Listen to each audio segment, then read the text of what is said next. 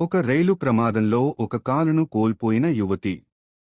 కొన్ని సంవత్సరాల తర్వాత అదే యువతి ఎవరెస్ట్ శిఖరంపై నిలబడింది. ఇది సినిమా కథ కాదు. ఆమెకు చిన్నతనం నుండి ఆటలు అంటే ఇష్టం. వాలీబాల్లో ప్రతిభ చూపించి జాతీయ స్థాయిలో కూడా ఆడింది. ఆమె జీవితంలో ఎన్నో కలలు ఉన్నాయి. కాని 2011లో జరిగిన ఒక భయంకరమైన రైలు ప్రమాదం ఆమె జీవితాన్ని ఒక్కసారిగా మార్చేసింది.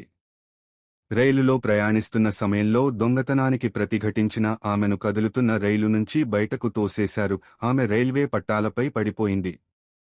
అదే సమయంలో మరో రైలు ఆమె కాలుపై నుంచి వెళ్లిపోయింది. ఆమె తీవ్రంగా గాయపడింది.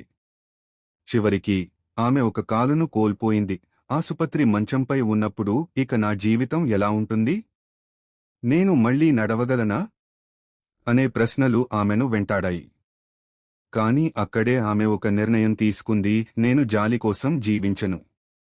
నా జీవితాన్ని నేనే తిరిగి నిర్మించుకుంటాను. కృత్రిమ కాలుతో మళ్లీ నడవడం నేర్చుకుంది. కాని ఆమె లక్ష్యం సాధారణంగా నడవడం కాదు, ఎవరెస్ట్ ఎక్కడం. ప్రపంచంలోనే అత్యంత ఎత్తైన పర్వతాన్ని అధిరోహించాలని నిర్ణయించుకుంది. చాలామంది అది అసాధ్యం అన్నారు. కాని ఆమె శిక్షణ ప్రారంభించింది. నొప్పి వచ్చింది, అలసట వచ్చింది, భయం వచ్చింది. కాని ఆమె ఆగలేదు. చివరికి 2013లో ఆమె మౌంట్ ఎవరెస్ట్ శిఖరాన్ని అధిరోహించింది. కృత్రిమ కాలుతో ఎవరెస్ట్ ఎక్కిన తొలి మహిళగా ఆమె చరిత్ర సృష్టించింది. ఒక్కసారి ఆలోచించండి. ఒకప్పుడు రైల్వే పట్టాలపై ప్రాణాల కోసం పోరాడిన యువతి కొన్ని సంవత్సరాల తర్వాత ప్రపంచం పైన నిలబడింది.